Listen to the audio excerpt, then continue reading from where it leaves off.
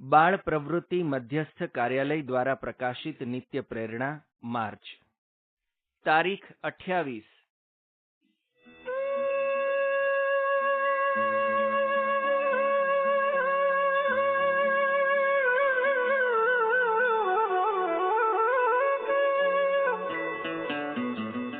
હું તાજેતરનો પ્રસંગ કહું છું. પ્રમુખ સ્વામી મહારાજ 1 વર્ષ માટે લગભગ 10 મહિના માટે અમદાવાદમાં હતા. બીમાર હતા. બીમારીમાંથી બહાર આવવા માટે દવા અને બધી વ્યવસ્થા કરતા હતા. 15-20 મિનિટ સ્વામી સવારે વ્હીલચેરની અંદર નીચે ચોકમાં આવે, હરિભક્તોને દર્શન દે અને પછી ઠાકોરજીના દર્શન કરીને સ્વામી પાછા વળતા. એ પરિસ્થિતિની અંદર 2 માણસ આવ્યા હતા. અત્યારે હું તમને જાહેરમાં કહું છું. અને 2 મુસલમાન. એકનું નામ નાઝમ અલ કુદસી, પોતે સિરિયાના રાજાની વંશાવલીમાં આવનારા માણસ, ખૂબ બુદ્ધિશાળી, મેધાવી માણસ. અને એ માણસ ઓર્ડિનરી નતા.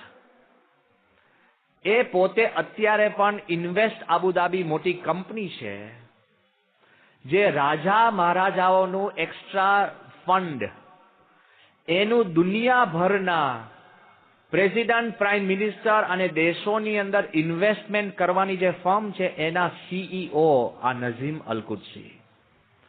અને કેટલું ફંડ ખબર છે ઇન્વેસ્ટમેન્ટનું? $600 બિલિયન. સમજી ગયા?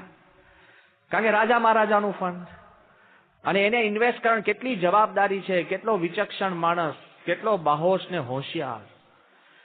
એ વ્યક્તિ ગાંધીનગર અક્ષરધામ જોયા પછી એના મનમાં એમ થયું કે મારે પ્રમુખ સ્વામીના દર્શન કરવા જોઈએ. મુસ્લિમ છે, પરધર્મી છે.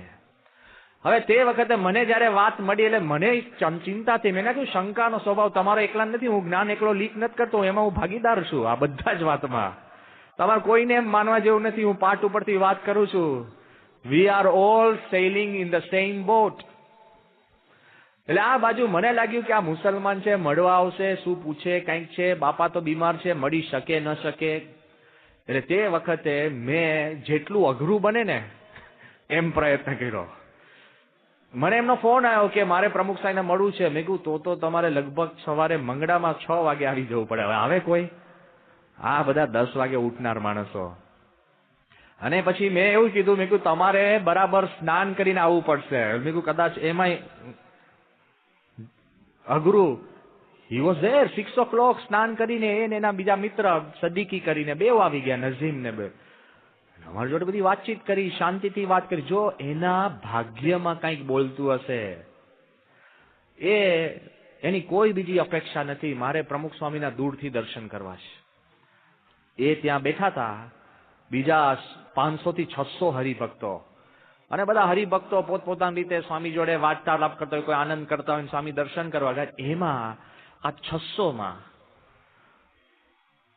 મેં બાપાને કહ્યું જ નતું કે સ્વામી આ ભાઈ આવ્યા છે કે નહીં. આ 600માં બધા જ વાતો કરતા. સ્વામીએ વ્હીલચેર ત્યાં ઉભી રાખીને સ્વામી કે આ સાહેબ કોણ છે? સ્વામી કે આપણે એમને મળવું છે. લે, મેં કીધું અહીંયા બંધ છે, મુલાકાત શક્ય નથી. અને હું હરિભક્તોને એટલે વાત કરું છું, કોઈ પણ નજીકથી મળી નતું શકતું ને સ્વામી એમને નજીક બોલાવ્યા. સ્વામી એમનો હાથ પકડ્યો અને એને પહેલા જ ધડાકે સ્વામીને પ્રશ્ન પૂછ્યો કે how can I go back two nature?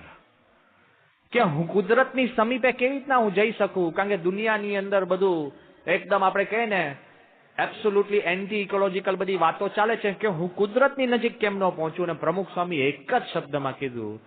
સ્વામી કીધું કે પહેલા આપના સ્વરૂપને નજીક પહોંચો તો કુદરતની નજીક પહોંચાશે. Go back to your own nature. કહેતા કે આત્મા. હવે મારે આ મુસલમાનને આત્માની વાત કેમની સમજાવી અને કેવી રીતના એને આખી ડિટેલ વાત કરવી, એને બધી વાતચીત કરી. અને આ છે તે છે. સ્વામી જોડે 2-5 મિનિટ રહી અને સ્વામી તો પછી રૂમમાં જતા રહ્યા.